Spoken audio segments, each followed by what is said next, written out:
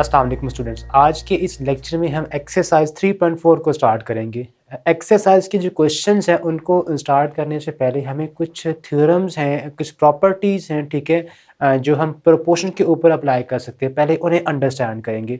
तो चलें आज की जो वीडियो है उसको हम स्टार्ट करते हैं। तो जी स्टूडेंट्स, फर्स्ट आपके पास थ्योरम कह लें या प्रॉपर्टी कह लें, वो हमारे पास क्या है, थ्योरम ऑफ इन्वर्टेंडो। ठीक है, अब ये जो थ्योरम सारे हमने यहाँ पे लिखे हुए हैं, theorem of invertendo, theorem of alternendo, ठीक है, उसके बाद componendo, dividendo and then componendo dividendo. ठीक है, ये कह लें कि आपने प्रोपोर्शन के ऊपर कुछ प्रॉपर्टीज हैं, कुछ इक्वेशंस कहने हैं, वो अप्लाई करनी है। ठीक है, अब वो क्या है, फर्स्ट पे हमारे पास क्या आता है, थ्योरम ऑफ इन्वर्टेंडो। ठीक है, सपोज हम करते हैं कि हमारे पास एक जनरल प्रोपोर्शन है, ठीक है, A ratio B is equal to, आप यहाँ पे प्रोपोर्शन बी लिख सकते हैं बट यहाँ पे इक्वल लगा लें, ठीक है, ताकि आपको आसानी के साथ इसकी अंडरस्टैंडिंग हो जाए। So A ratio B is equal to C ratio D. ठीक है, आपने इसके ऊपर जो फर्स्ट थ्योरम है वो हमारे पास क्या है, थ्योरम ऑफ इन्वर्टेंडो, वो अप्लाई करना है। तो इसके लिए हम क्या करेंगे, आपने जस्ट आपके पास ए और बी की रेशोज हैं, ठीक है, इक्वल के बोथ साइड पे आपने इनको इन्वर्ट कर देना है, इनको उल्टा कर देना है। ठीक है, यानी कि पहले अगर ए है तो आपने बी को पहले कर देना है और ए को बाद में कर देना है।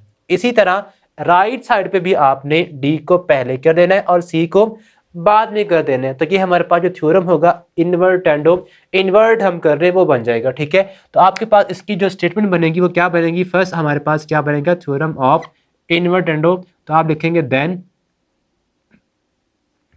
If A ratio B is equal to C ratio D, then according to theorem of invertendo हमारे पास बनेगा B ratio A is equal to D ratio C.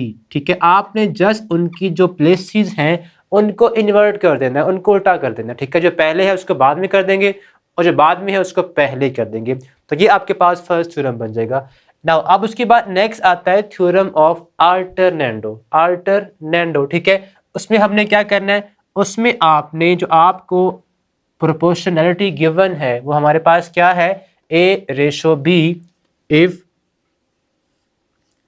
A ratio B is equal to C ratio D, then जो theorem of alternendo है हमारे पास, उसके according हम इसको कैसे रीचेंज करेंगे या कैसे इसको दोबारा से लिखेंगे, वो हमारे पास बनेगी। आपने जस्ट जो आपके पास मेन वैल्यूज हैं, जो मिडिल में आपके पास वैल्यूज हैं, आपने इनकी जो प्लेसेस हैं उनको चेंज कर देना है। ठीक है, यानी कि आपके पास जो C है वो इस साइड पे आ जाएगा और B आपके पास उसी प्लेस पे इस साइड पे आ जाएगा। ठीक है, then A ratio C is equal to B ratio D।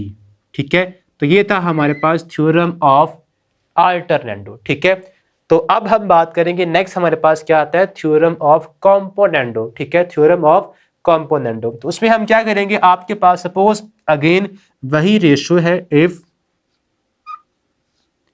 A ratio B is equal to C ratio D. ठीक है, देन थ्योरम ऑफ कॉम्पोनेंडो हमें क्या कहेगा कि आपने इसको कैसे लिखना है, ए प्लस बी, यानी कि आपने बी को फर्स्ट में ऐड कर देना है। ठीक है, उसके बाद यहाँ पे अगेन रेशो और यहाँ पे बी वैसे का वैसे ही आ जाएगा। ठीक है, इज इक्वल टू, अब यहाँ पे आपने C में D को ऐड कर देना है। जैसे हमने यहाँ पे फर्स्ट A के अंदर B को ऐड किया है, बिल्कुल ऐसे ही आपने इस D को C में ऐड कर देना है। ठीक है, तो ये क्या बनेगा, C प्लस D बन जाएगा। ठीक है, और D जो आपके पास लास्ट पे है वो वैसे का वैसे ही आ जाएगा। इसके दो केसेस हैं, ये हमने अभी फर्स्ट केस लिखा है। ठीक है, ये आप कह लें कि इसका फर्स्ट केस है। बिल्कुल इसी तरह आप क्या कर सकते हैं कि आपके पास जो A है इसको आप B में भी ऐड कर सकते हैं। ठीक है, और A यहाँ पे वैसे का वैसे ही रहेगा। ठीक है, तो हम क्या करेंगे, आपने इसी जो सेकंड फॉर्म है, सेकंड केस जो इसका बनेगा वो क्या होगा, अब आपने A को B में ऐड करना है। ठीक है, A को आपने वैसे का वैसे ही उसकी प्लेस पे रखना है। तो फर्स्ट पे A है तो आपने A को वैसे ही रखा वहां पे रेशो, अब A को B में ऐड कर देना है। सो ये क्या बनेगा, A plus B is equal to, उसके बाद यहाँ पे आपके पास जो C है, अब आपने C को B में ऐड करना है। ठीक है, तो यहाँ पे सी आपने वैसे ही लिख रहा है, ठीक है, और यहाँ पे क्या आएगा सी प्लस डी आ जाएगा। तो ये था हमारे पास स्टूडेंट्स थ्योरम ऑफ कह लें कि कॉम्पोनेंटो के दोनों केसेस, ठीक है, यानी कि आपने प्लस करना है दोनों को, ठीक है, किसके अंदर, अगर आप फर्स्ट में करेंगे तो आप बी को करेंगे ऐड और बी को यहाँ पे आपने वैसे ही लिखना है, फिर आपने सी प्लस डी और डी। यहाँ पे आप चीज याद रखें कि अगर आप a प्लस बी है तो यहाँ पे b वैसे ही आ जाएगा, c प्लस d है तो d यहाँ पे उसके साथ वैसे ही आ जाएगा। अगेन यहाँ पे a है तो यहाँ भी क्या स्टार्ट कहाँ से हो रहा है, a से स्टार्ट हो रहा है, ठीक है, और यहाँ पे c से तो c से आपने स्टार्ट करना है c प्लस डी। आपको एक माइंड मैप बन जाएगा कि आपने इसको किस तरह से याद रखना है, ठीक है। अब नेक्स्ट जो हमारे पास है वो हमारे पास है थ्योरम ऑफ डिविडेंडो, ठीक है। अब वो क्या है, बिल्कुल आपका सेम थ्योरम वही है, बस आपका अगर कॉम्पोनेंटो के अंदर हम प्लस कर रहे थे तो यहाँ पे आपने इसके अंदर आपने क्या करना है, यहाँ पे आपने माइनस कर देना है, ठीक है। तो यहाँ पे जो साइन आपकी होंगे वो क्या बन जाएंगे, वो यहाँ पे क्या आएंगे माइनस के आ जाएंगे, और यहाँ भी क्या आएंगे, यहाँ भी साइन नेगेटिव का हो जाएगा, ठीक है। अब यहाँ भी आपके पास इसको भी आप सब्ट्रैक्ट कर दें और इसको भी आप चेंज कर दें माइनस में, तो ये आपके पास क्या बन जाएगा, ये हमारे पास बन जाएगा थ्योरम ऑफ डिविडेंडो, ठीक है।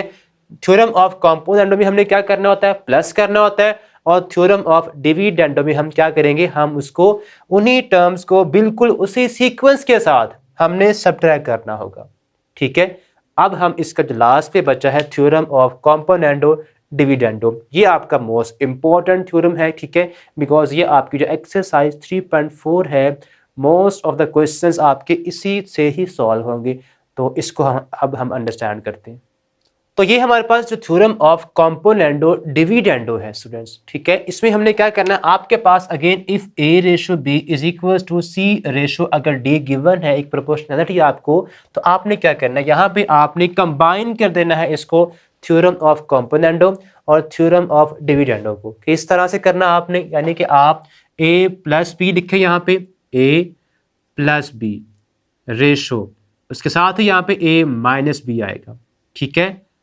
यानी कि आपने करना क्या है, जो भी आपको यहाँ पे रेशो में गिवन है आपकी टर्म्स, आपने उनको एक बार प्लस करना है और उसी साइड पे आपने फिर माइनस करना है, ठीक है। फिर उसके बाद इधर भी आपने c प्लस डी करना है और इसी साइड पे रेशो के साथ उसको माइनस भी कर देना है, इस तरह से, ठीक है। तो ये आपके पास क्या बनेगा, a plus B a minus B c plus D c minus D बनेगा, ठीक है। ये आप कह लें कि इसका फर्स्ट केस है। अब इसके भी दो केसेस हैं, ठीक है, यानी कि बस ऑर्डर का आपने ख्याल रखना है, ठीक है। अगर आपका यहाँ पे पहले प्लस आ रहा है तो यहाँ भी इस साइड पे भी पहले प्लस का साइन आएगा, ठीक है। अगर आपने इसका सेकंड केस लिखना है तो उसमें अगर आप पहले यहाँ पे हमने क्या किया था, यहाँ पे हमने पहले प्लस को लिखा है, ठीक है। आप माइनस को भी लिख सकते हैं, बट आपने फिर एक बात का ध्यान से ख्याल रखना है कि अगर आप यहाँ पे पहले माइनस लिखेंगे तो इस साइड पे भी पहले माइनस ही आएगा, ठीक है। तो ये क्या बनेगा आपके पास, a माइनस पहले लिखा हमने तो a प्लस भी यहाँ पे अब आ जाएगा इज इक्वल टू, अब पहले था माइनस, इधर भी क्या आएगा c माइनस डी और रेशो c प्लस डी आ जाएगा, ठीक है। अब ये हमारे पास कह लें कि आपका थ्योरम ऑफ कॉम्पोनेंटो डिविडेंडो एक कंबाइंड फॉर्म में आ गया, ठीक है, जिसको हम क्या बोलते हैं, थ्योरम ऑफ कॉम्पोनेंटो डिविडेंडो। पहले आपने अगर प्लस करना है तो उसी को आपने सब्ट्रैक्ट भी करना है, ठीक है। इसके बाद प्लस सब्ट्रैक्ट, ठीक है। अगर आप पहले प्लस कर रहे हैं तो आपने फिर पहले इस साइड पे भी पहले माइनस है तो फिर प्लस माइनस, फिर ऑर्डर का आपने एक खास अरेंजमेंट के अकॉर्डिंग खास ख्याल रखना है। तो ये थे आपके कह लें के सारे थ्योरम्स जो हम एक्सरसाइज 3.4 में यूज करेंगे। तो चलें अब हम जो क्वेश्चंस हैं उसको हम स्टार्ट करते हैं। तो जी स्टूडेंट्स, अब ये क्वेश्चन नंबर 1 हम सॉल्व करने जा रहे हैं। इसका फर्स्ट पार्ट हमारे पास क्या है कि आपने प्रूव करना है कि a ratio b is equal to c ratio d। ये हमने प्रूव करना है, प्रूफ हमने इसको करना, ठीक है। आपको गिवन क्या है, if 4a plus 5 over 4a minus 5, यहाँ पे अगेन आपके पास उसी फॉर्म में गिवन है, ठीक है। तो हम अब इसके ऊपर कौन सा थ्योरम अप्लाई करेंगे, ठीक है। आपने इसके ऊपर बेटा थ्योरम अप्लाई करना है, theorem of componendo and theorem of dividendo. ठीक है, अब वो हमारे पास क्या था, आपने अगेन क्या करना है, जो आपके पास ए और ये आप कह लें कि ए है और ये आपके पास कंप्लीट बी है। ठीक है, तो आपने पहले ऊपर प्लस भी करना है और नीचे माइनस कर देना है। ठीक है, तो हम क्या करेंगे, तो ये आपके पास कह लें कि इसका जब आप सॉल्व करना स्टार्ट करेंगे तो आपने यहाँ पे लिखना है by using theorem of componendo, by using theorem of componendo dividendo. ठीक है, डिविडेंडो। ठीक है, आप इस शॉर्ट फॉर्म में इसको लिख सकते हैं। अब आपने इसको जब अप्लाई करेंगे तो आपने किस तरह से याद करना है, आपने क्या करना है, आपको जो लेफ्ट हैंड साइड पे जो फ्रैक्शन फॉर्म में टर्म्स गिवन होंगी, जो एक्सप्रेशन गिवन होंगे, ठीक है, जो ऊपर है आप ये कह लें कि आपके पास कंप्लीट ए है और ये आपके पास कंप्लीट बी है। ठीक है, तो आपने करना है कि आपके पास जो पहले ऊपर टर्म है आपके पास 4a प्लस 5b। ठीक है, आपने इसमें जो नीचे टर्म है डिनोमिनेटर के अंदर लेफ्ट हैंड साइड पे उसको आपने ऊपर ऐड करना है। ठीक है, तो क्या होगा 4a माइनस 5b। ठीक है, अब आपने सेम इसी को नीचे लिख देना है। ठीक है, बट आपका यहाँ पे जो प्लस का साइन था यहाँ पे ये चेंज हो जाएगा माइनस के अंदर। ठीक है, और इन टर्म्स को आपने वैसे ही लिखना है 4a प्लस 5b। ठीक है, और ये हमारे पास 4a माइनस 5b। अब आपने सेम जो प्रोसेस है, ये सेम वर्किंग है, वो हमने राइट हैंड साइड पे भी करनी है। अब वो हमारे पास क्या बनेगी, उसमें आपके पास जो ऊपर न्यूमरेटर है वो हमारे पास क्या है 4c प्लस 5d, तो वो आप ऊपर लिख लेंगे 4c प्लस 5d प्लस करेंगे आप जो आपका डिनोमिनेटर है वो क्या है 4c minus 5d, 4c minus 5d। ठीक है, ओवर सेम आपने वर्किंग करनी है, बट यहाँ पे जो साइन है प्लस का है ये कन्वर्ट हो जाएगा, आपने इसको माइनस में इसके साथ लिखना है। ठीक है, तो यहाँ पे ये आ जाएगा माइनस का, तो यहाँ पे आपने जो फैक्टर्स हैं वो आपने वैसे ही लिखने 5d और 4c माइनस 5d।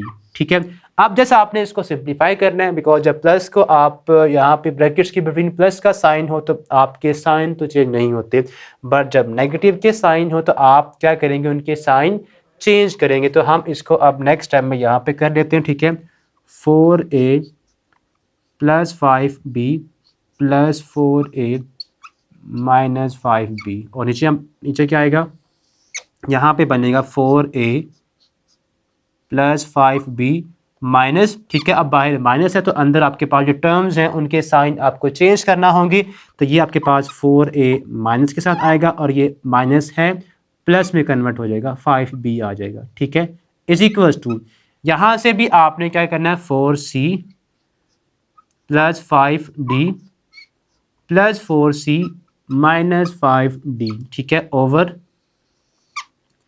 यहाँ पे अगेन आपके पास नेगेटिव आ गया है ब्रैकेट के बाहर, तो आपने जो ब्रैकेट को ऑफ करना है और माइनस को आपने अंदर हर टर्म के साथ ऑपरेट करेंगे तो आपके पास हर टर्म के साइन चेंज हो जाएंगे, माइनस 4c हो जाएगा और ये प्लस 5d हो जाएगा। ठीक है, अब आपने जो टर्म्स कैंसिल हो रही हैं आप उन्हें कैंसिल कर दें, यहाँ से 5b के साथ 5b हो रहा है कैंसिल, 4a के साथ ये टर्म कैंसिल हो रही है, ऐसे ही यहाँ पे इस टर्म को आप कर दें और यहाँ से भी आप इन टर्म्स को कैंसिल कर देंगे, they are equal but with different sign. ठीक है, इसलिए हमने इन्हें कैंसिल कर दिया। अब जो रिमेनिंग आपके पास बचेंगी टर्म्स उनको आप यहाँ पे लिख लें, 4a प्लस 4a क्या बचेगा 8a, तो आप यहाँ पे लिख लें 8a ओवर यहाँ पे 5b प्लस 5b, तो ये आएगा 10b हमारे पास। ठीक है, इज इक्वल्स टू यहाँ से 4c plus 4c 8c over आपके पास 10d आ जाएगा।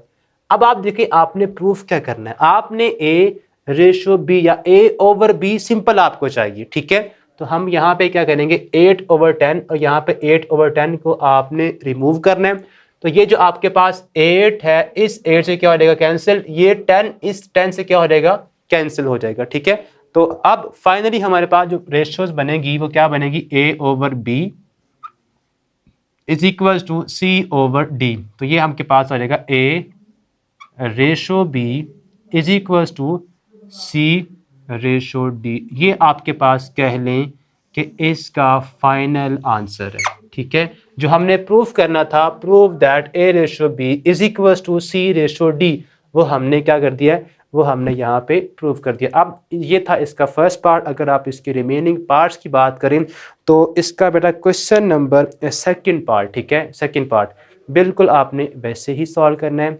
तो अब ये आपके फर्स्ट और सेकंड पार्ट आपके बिल्कुल इसी कॉन्सेप्ट के साथ, इसी प्रोसेस के साथ सॉल्व होंगे।